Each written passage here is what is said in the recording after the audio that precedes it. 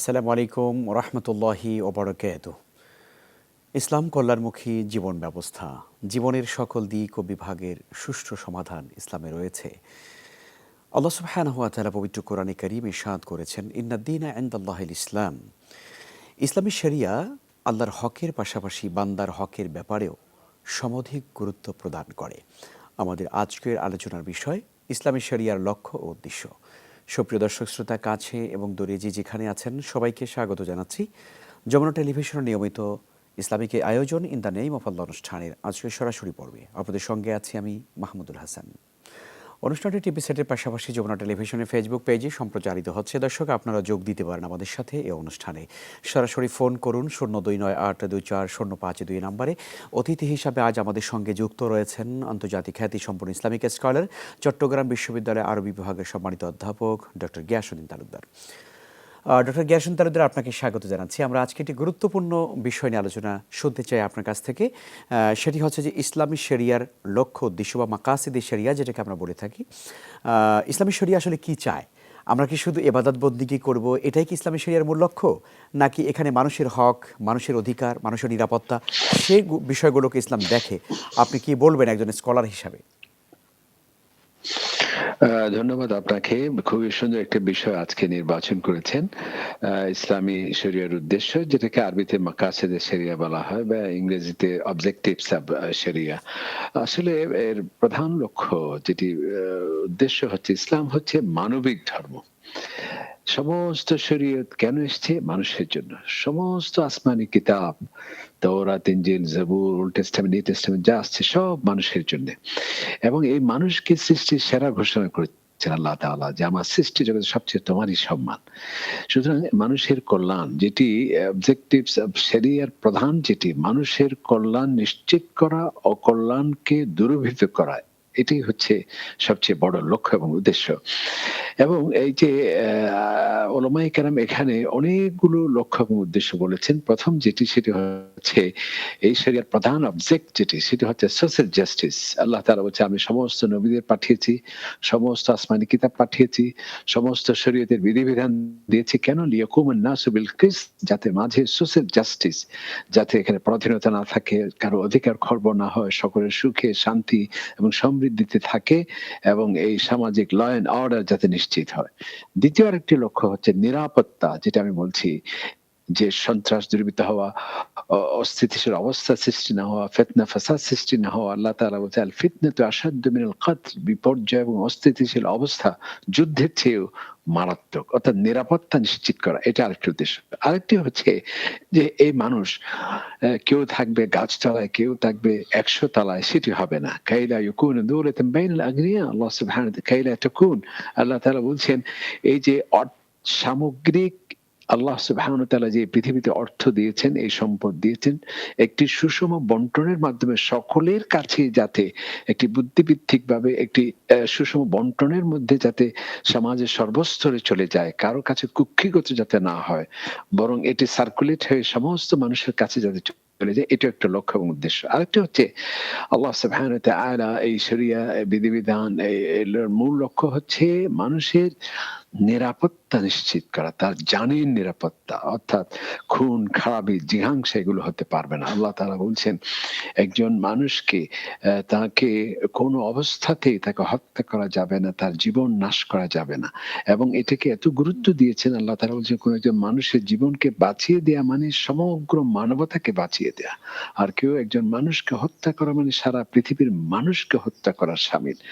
সুতরাং মানুষের নিরাপত্তা, মানুষের জানের নিরাপত্তা যাতে সেটি হুমকির মুখে না হয়, এবং তাকে যাতে হত্যা বা নিরাপত্তাহীনতায় না ভোগে, এটি ১ নাম্বার প্রায়োরিটি দেয়া হয়েছে। আরেকটি হচ্ছে শরীয়তের অন্যতম লক্ষ্য এবং উদ্দেশ্য হচ্ছে ধর্মীয় স্বাধীনতা।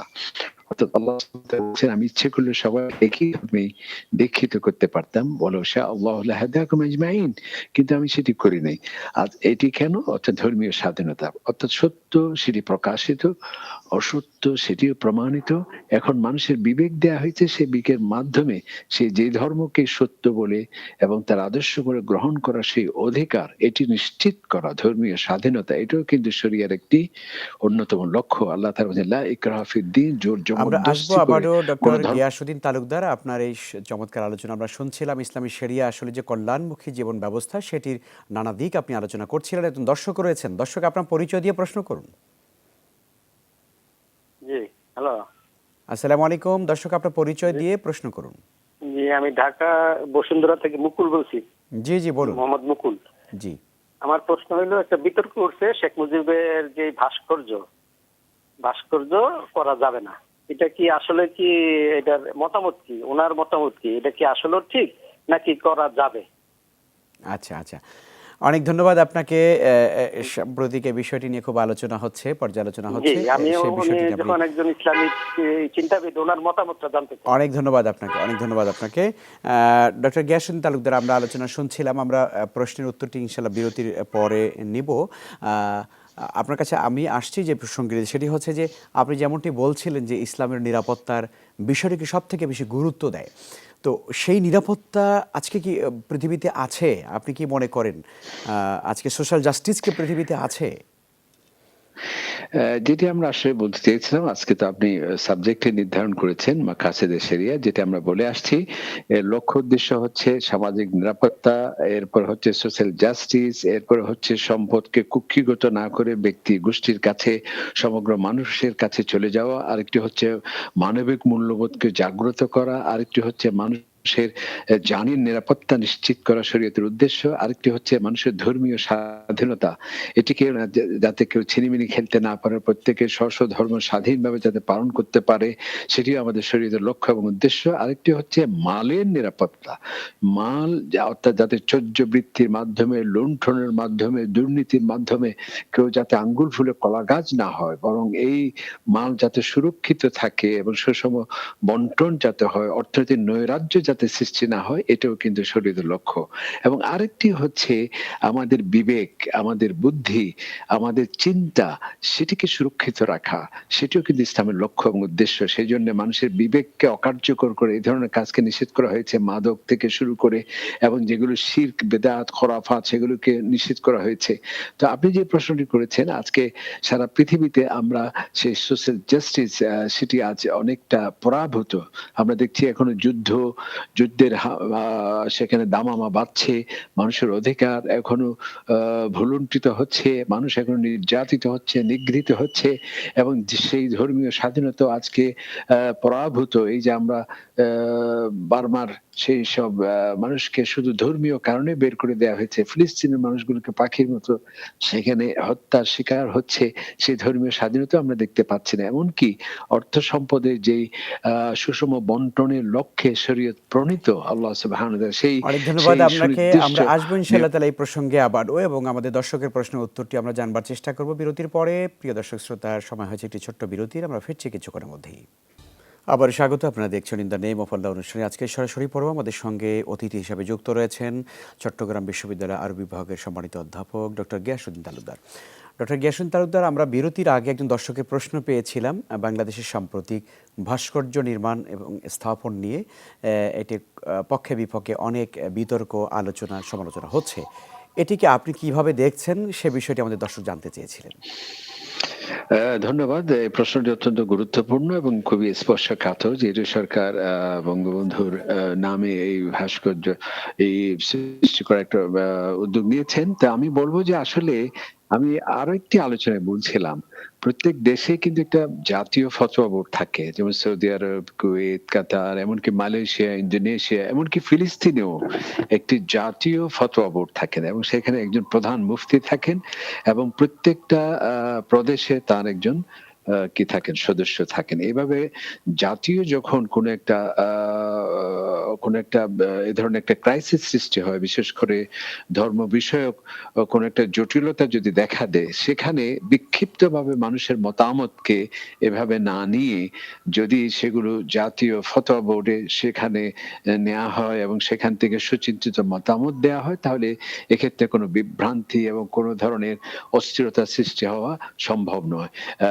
সেজন্য আমরা বলবো, এবং আমাদের মাননীয় প্রধানমন্ত্রী এবং মাননীয় সরকার প্রধান এবং রাষ্ট্রপ্রধানের কাছে আমাদের অনুরোধ থাকবে, যেটি অন্যান্য দেশে আছে, এমনকি অনেক সেকুলার স্টেটে, যেমন মালয়েশিয়া, ফিলিস্তিনেও কিন্তু এভাবে যেভাবে জাতীয় ফতোয়া বোর্ড থাকে, একজন প্রধান মুফতি থাকবেন এবং প্রত্যেকটা ডিস্ট্রিক্টে তার সদস্য থাকবেন, তখন ধর্মীয় বিষয় যদি কোনো জটিল এবং স্পর্শকাতর বিষয় আসে, সেখান থেকে বিশ্লেষণ ধর্মী কোরআন এবং হাদিসের আলোকে চূড়ান্ত যদি বক্তব্য দেয়া হয়, তাহলে এক্ষেত্রে কোনো আর সন্দেহ থাকে না। এই জন্যে আমি মনে করি এই ধরনের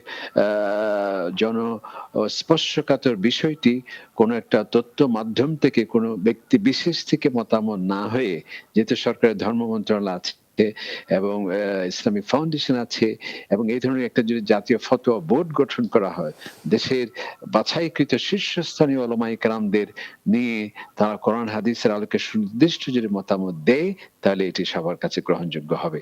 এই জন্য আমরা এই প্রশ্নটা সরাসরি আমরা এখান থেকে উত্তর দেয়াটা সেটাকে আমি সমীচীন মনে অনেক করছি না। ধন্যবাদ আপনাকে, ধর্ম অনেক মন্ত্রণালয় ধন্যবাদ। এবং এবং ইসলামিক সত্যি ফাউন্ডেশন আসলে জাতির এটি একটি প্রাণের দাবি। আমাদের একটি ফতোয়া বোর্ড যদি রাষ্ট্রীয়ভাবে এটি প্রতিষ্ঠিত হয় এবং সেখান থেকে সকল বিষয়ের ফতোয়া যদি আসে, তাহলে এটি ভালো হবে।